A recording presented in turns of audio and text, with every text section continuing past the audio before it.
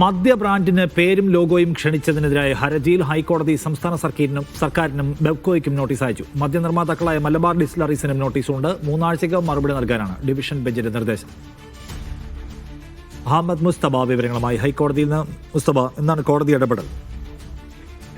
പുതിയ മദ്യ ബ്രാൻഡിന് പത്രപരസ്യങ്ങളുടെ അതിന് പേരും അതോടൊപ്പം തന്നെ ലോഗോയും ക്ഷണിച്ചുകൊണ്ടുള്ള മലബാർ ഡിസ്റ്റിലറീസിന്റെ നടപടി അത് അബ്കാരി ആക്ടിലെ 55H വകുപ്പ് പ്രകാരം മദ്യ ഉപഭോഗത്തെ പ്രോത്സാഹിപ്പിക്കുന്നതും അത് പരസ്യം ചെയ്യുന്നതും കുറ്റകരമാണ്. അതുകൊണ്ട് നടപടിയെടുക്കണം എന്നതുൾപ്പെടെയാണ് ഹൈക്കോടതിയിൽ പൊതു താൽപര്യ ഹർജിയായി ചീഫ് ജസ്റ്റിസിന്റെ മുന്നിൽ വന്നത്. നേരത്തെ ഒരു പൊതു താൽപര്യ ഹർജിയിൽ സർക്കാരിനോട് വിശദീകരണം തേടിയതാണ്. ഇത് 2ാമത്തെ ഹർജിയാണ് സമാന വിഷയത്തിൽ കോടതിക്ക് മുമ്പിൽ എത്തുന്നത്. എന്തായാലും ഈ വിഷയത്തിൽ സംസ്ഥാന സർക്കാരിനും പ്രത്യേകിച്ച് ചില ചർച്ചകൾ കോടതിക്ക് നടന്നു.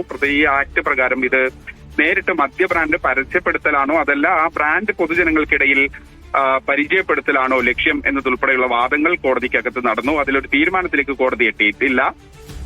അവരവർ നിലപാട് അറിയിക്കണം. പ്രത്യേകിച്ച് സംസ്ഥാന സർക്കാരും ബെവ്കോയും ഈ വിഷയത്തിൽ തങ്ങളുടെ നിലപാട് വ്യക്തമാക്കിക്കൊണ്ട് ഒരു അഫിഡവിറ്റ് നൽകണം. ഒപ്പം തന്നെ 5ാം എതിർകക്ഷിയായിട്ടുള്ള മലബാർ ഡിസ്റ്റിലറീസിനെയും കോടതി ഒരു നോട്ടീസ് അയച്ചിട്ടുണ്ട്. എന്തായാലും 3 ആഴ്ചക്കകം കൃത്യമായ മറുപടി നൽകണം. അവരുടെ സ്റ്റാൻഡ് ഈ വിഷയത്തിൽ കോടതിക്ക് മുമ്പിൽ അറിയിക്കണം. എന്തായാലും ആ വിഷയം ഒരുപക്ഷെ 2 ഹർജികളും ഒരുമിച്ച് കോടതി പരിഗണിക്കാനുള്ള സാധ്യത ഈ ഘട്ടത്തിൽ തള്ളിക്കളയാനാവില്ല.